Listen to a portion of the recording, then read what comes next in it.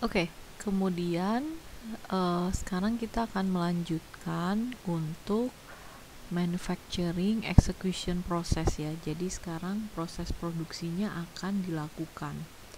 Jadi MRP-nya sudah di-run, sudah ada plan order, oke. Kemudian akan dilakukan yang namanya production order. Jadi akan dibuat dokumen yang namanya production order. Oke, di mana production order ini akan berisi tentang what gitu ya. Jadi apa yang akan dibuat, nama finish goods-nya apa. Kemudian how many, artinya berapa yang akan dibuat. Timeline, artinya lead time-nya. Jadi tadi ya sudah karena tadi kalau Anda masih ingat di routing itu sudah ditentukan. Jadi ini akan diselesaikan dalam berapa lama. Nah, itu timeline-nya berarti sudah ada urutan-urutannya akan seperti apa. How itu tadi urutan-urutannya sebetulnya. Jadi bagaimana akan diselesaikan. Location artinya akan dilakukan di mana atau work centernya apa gitu ya. Jadi apakah akan dilakukan di mesin yang mana, akan dilakukan oleh kelompok labor yang mana, itu di location. Kemudian ada components. Components itu berarti tadi bomnya, ada part-part apa saja yang akan digunakan untuk memproduksi finished goods ini.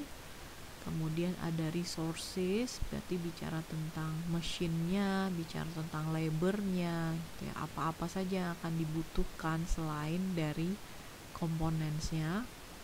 Kemudian termasuk nanti akan mendefinisikan cost-nya, artinya ini akan dibebankan ke biaya yang mana.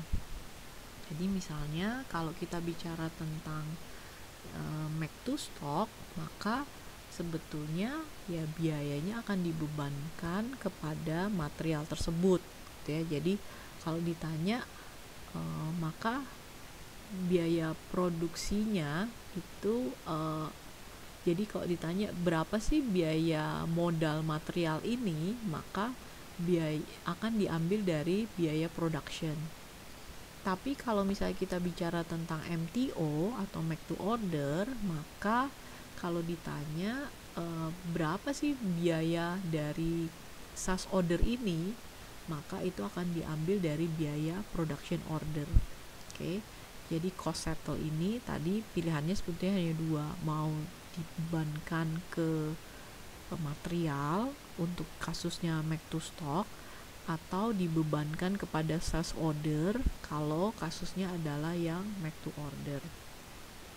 Oke, kemudian setelah production order ini dibuat, maka statusnya itu baru created, baru terbuat. Oke. Kemudian akan dilakukan yang namanya capacity planning, atau sometimes kita sebut juga sebagai availability check. Kita akan ngecek apakah komponennya tersedia, resource-nya sudah tersedia, tools-nya bagaimana, capacity-nya bagaimana gitu ya. Jadi akan dicek apakah semua yang dibutuhkan itu sudah tersedia atau belum. Oke. Kalau belum, maka akan menghasilkan list yang apa sih part-part apa saja yang missing. Berarti apakah harus dibeli dulu di purchasing gitu ya, atau apakah harus disiapkan dulu. Oke, jadi itu yang akan dilakukan di capacity planning. Kemudian dari capacity planning kemudian akan masuk ke schedule and release, di mana schedules ini akan melakukan penentuan. Jadi production dates-nya akan selesai kapan, akan dimulainya kapan. Kemudian jadi kan tadi nunggu kan availability check, kan dia ngecek dulu ya apakah sudah tersedia atau belum. Nah, setelah tersedia maka scheduling ini akan menghitung. Jadi kalau dimulai sekarang maka akan selesainya kapan, baik itu secara waktu, dates gitu ya, atau timesnya. Kemudian termasuk nanti ada capacity yang akan dihasilkan akan berapa. Nah, jadi kalau butuhnya misalnya 100 gitu ya, sedangkan mesin kita hanya bisa 10, maka berapa kali mesin ini akan berjalan. Nah, itu disebut dengan scheduling. Kemudian kalau schedulingnya semua sudah oke, maka akan dilakukan yang namanya release.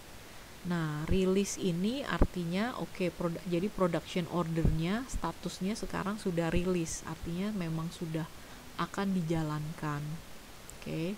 Nah, release ini bisa dirilis secara header atau secara operation. Kalau secara header, maka semua urutan proses yang ada di dalam production order yang tadi sudah didefinisikan di dalam routing ya.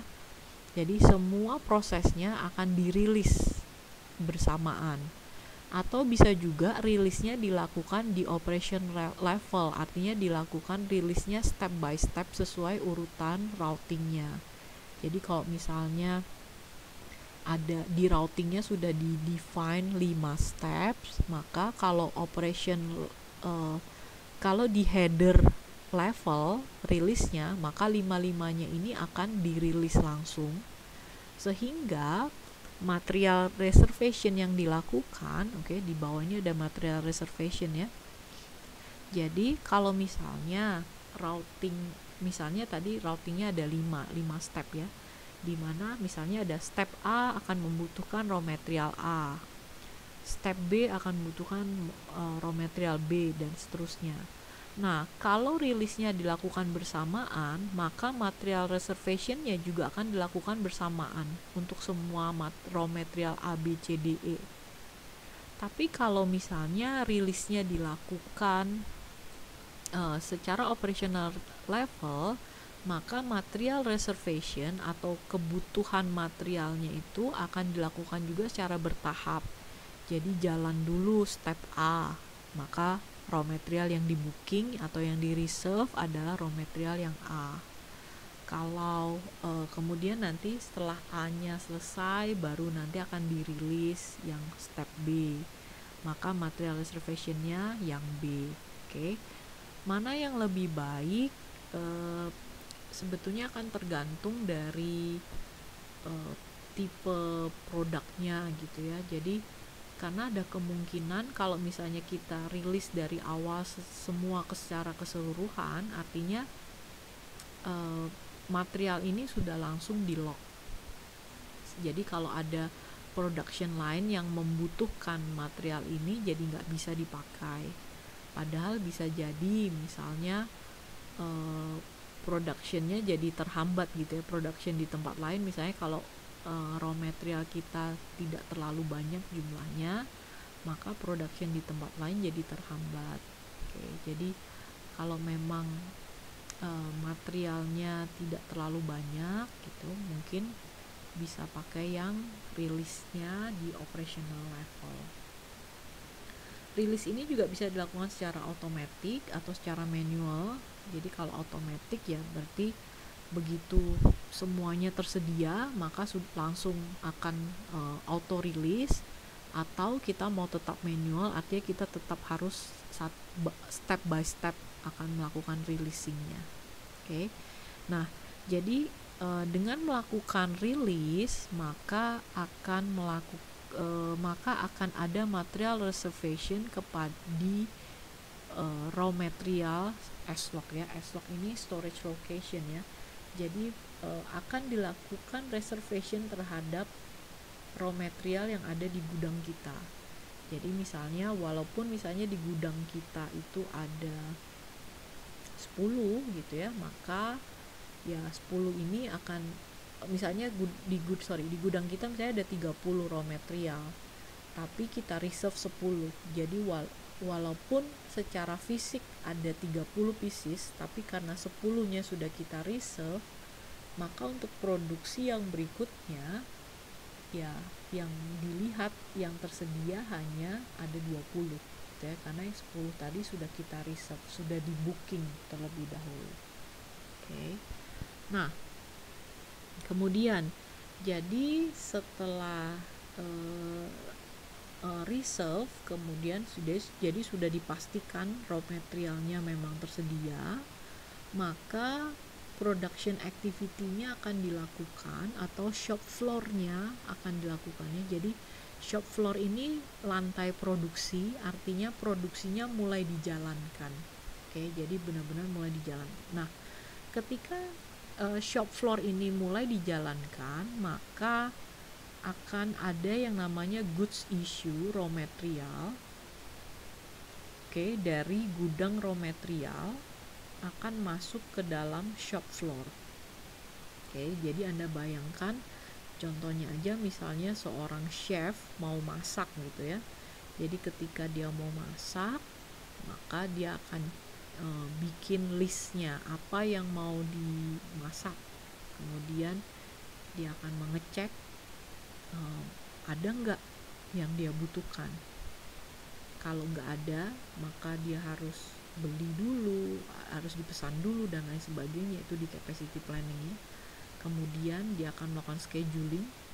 Oke, artinya dia akan kasih tahu, maka urutannya mana duluan sih yang akan saya lakukan, step by stepnya akan seperti apa. Kalau sudah oke, maka dia akan kasih list ke gudang raw materialnya untuk kasih tahu, saya mau masak nasi goreng, saya butuh nasi, saya butuh bumbu, saya butuh ini.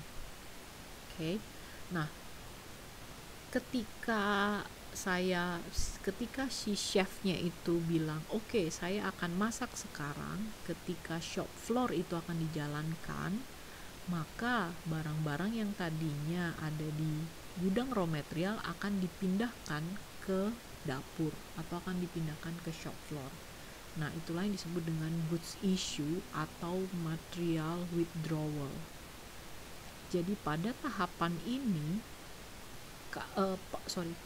pada tahapan material reservation, kalau tadi stok kita 30, oke, kemudian ada reserve 10, secara stok, kalau ditanya stoknya ada berapa di raw material S-log, masih ada 30, tapi yang bisa dipakai hanya 20, yang available hanya 20. Kenapa? Karena yang 10 sudah di reserve. Nah, tapi pada tahapan terjadi goods issue, maka yang 10 ini sudah benar-benar keluar dari S-log raw material. Sehingga sekarang kalau ditanya ada berapa stok di S-log raw material, jumlahnya hanya ada 20, karena yang 10 tadi yang statusnya hanya reserve sekarang sudah issue, sudah dikeluarkan dan pindah ke shop floor. Oke. Kemudian jadi ketika shop floor ketika proses produksi terjadi, maka akan ada beberapa dokumen yang akan dibuat di shop floor. Ada operation base, jadi ada bisa dokumen yang menyatakan step by stepnya ada apa aja. Ada komponen base, artinya bisa juga melist komponen-komponennya yang dibutuhkan apa saja. Ada PRT list, itu untuk menentukan untuk mendefinisikan production resources and tools yang apa saja. Jadi dari sisi mesin, dari sisi labor, apa saja yang dibutuhkan. Atau juga bisa kombinasi dari multi purpose list. Jadi dokumennya bisa gabungan dari operation, komponen, dan resource dan tools yang dibutuhkan. Oke, jadi itu dokumen-dokumen yang akan dihasilkan ya. Oke, kemudian setelah shop floor-nya selesai atau proses production-nya selesai, maka akan dilakukan yang namanya completion confirmation. Artinya memang dikonfirm proses produksinya sudah jadi, oke. Dilakukan monitoring and tracking the progress, akan dicek semua step-stepnya sudah oke atau belum. Kalau memang sudah oke, maka akan dilakukan yang namanya goods receipt. Oke. Apa maksudnya goods receipt di sini? Artinya sekarang proses barangnya. Jadi tadi lihat perpindahan barangnya dari raw material, dari storage location raw material dipindahkan ke shop floor, kemudian di shop floor diubah, di manufacture, diproduksi menjadi finished goods. Oke, sehingga sekarang kita harus melakukan goods receipt. Kita harus menyatakan bahwa finished goods-nya sudah jadi dan diterima di storage location finished goods. Oke, jadi sepedanya sudah jadi. Kalau tadi keluar roda, saddle, lampu, rantai gitu ya, itu yang keluar dari raw material storage location. Sekarang sepedanya sudah jadi, harus diterima di finished goods storage location. Atau tadi masuk ayam mentah, kemudian digoreng dan lain sebagainya, sekarang sudah menjadi fried chicken dan harus diterima di raknya finished goods. Oke. Nah, jadi apa yang terjadi pada saat goods receipt?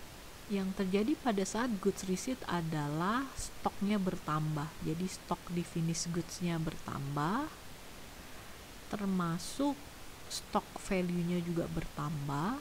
Oke, stok value itu berarti dari sisi nilainya ya. Jadi kalau ditanya, jadi kalau dibilang stok quantity-nya nambah berapa pieces?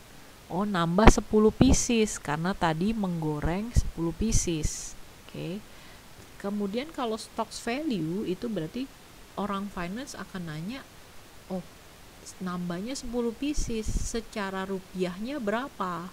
Oke.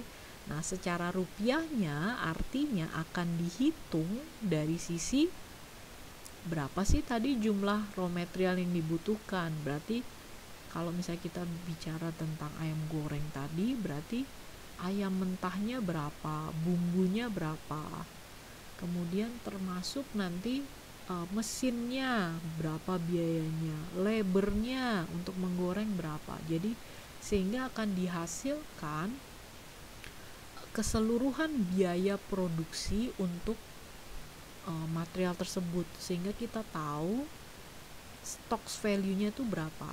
Jadi kalau misalnya tadi misalnya ayam yang dibutuhkan harganya berapa gitu ya, jadi kita tahu harga biaya produksi untuk ayam itu adalah misalnya 10.000. Nah, maka kita bisa bilang stok kuantitinya nambah 10 pieces, stok value-nya nambah 100.000 karena 10.000 dikali biaya produksinya tadi ya, 10.000 dikali dengan 10 pieces, jadi 100.000.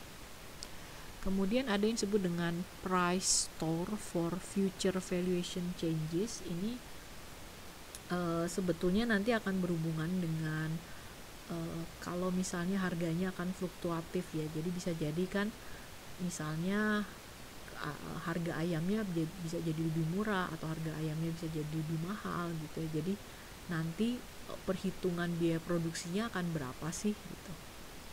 Kemudian termasuk production ordernya, statusnya diupdate menjadi selesai. Oke. Jadi lihat, kalau di sebelumnya ketika kita proses purchase itu ada proses, ada dokumen PR, ada dokumen purchase order gitu ya, ada dokumen inbound delivery. Nah, kalau di production order ini sebetulnya dari awal sampai akhir ke sini, sampai ke order settlement, ini masih satu dokumen. Dokumennya hanya production order. Yang berbeda adalah statusnya. Jadi pada saat ini, di saat production order, statusnya masih creative. Oke, kemudian ada capacity planning, dicek. Kemudian ada statusnya berubah menjadi schedule, statusnya berubah menjadi release, statusnya berubah menjadi shop floor, statusnya berubah menjadi complete. Nah, pada saat goods receipt dinyatakan selesai, statusnya selesai, completed gitu ya. Oke, sehingga Jadi kalau ditanya pada saat goods receipt ini akan ada 3 dokumen yang terbuat ya. Ada dokumen material document untuk mengupdate stock quantity, ada accounting document untuk mengupdate stocks value, jurnal accountingnya ya. Kemudian akan ada CO document untuk mencatat price valuation changesnya, perubahan harganya ya. Kemudian kalau yang production order ini hanya statusnya saja akan berubah. Nah, kemudian akan dilakukan yang namanya order settlement. Jadi order settlement ini proses yang terakhir adalah men-settle production cost-nya. Jadi production cost-nya sekarang akan dihitung ya, dicatat di dalam jurnal, di mana debitnya akan bertambah inventory finished goods, finished goods-nya bertambah, dan kreditnya adalah production cost. Kemudian selain itu akan dilakukan cost analysis, di mana cost analysisnya ini akan dibedakan menjadi 2, menjadi primary dan secondary.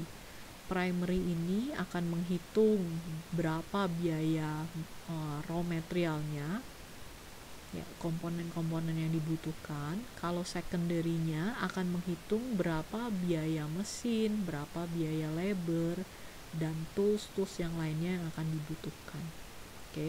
Jadi ke semua jadi sudah tadi secara jurnal itu membuat itu ya, debitnya inventory finished good dan kreditnya production cost. Kemudian di production cost-nya itu bisa dilakukan analisis lagi. Jadi analisisnya bisa dilakukan secara primary dan secondary. Nah, kalau Anda masih ingat, tadi di routing saya jelaskan ada yang namanya activity type gitu ya, dan ada satu lagi itu control key ya. Nah, control key itu yang akan membedakan apakah cost-nya mau digabung atau mau dipisah-pisah. Nah, sebetulnya itu nanti bisa jadi control key dan activity type itu yang akan membantu melakukan cost analysis. Jadi kalau kita ingin melakukan cost analysis, misalnya production cost kita itu 100.000 misalnya. Nah, 100.000 ini kita bisa split. 100.000 itu ternyata 70.000-nya untuk raw material, 20.000-nya untuk labor, 10.000-nya untuk mesin misalnya. Kemudian kita juga bisa melakukan analisis, misalnya 100.000 itu misalnya untuk step A, untuk step yang pertama sekian biayanya, untuk step yang kedua sekian biayanya. Nah, itu bisa dilakukan di dalam cost analysis. So that's all the process for manufacturing execution.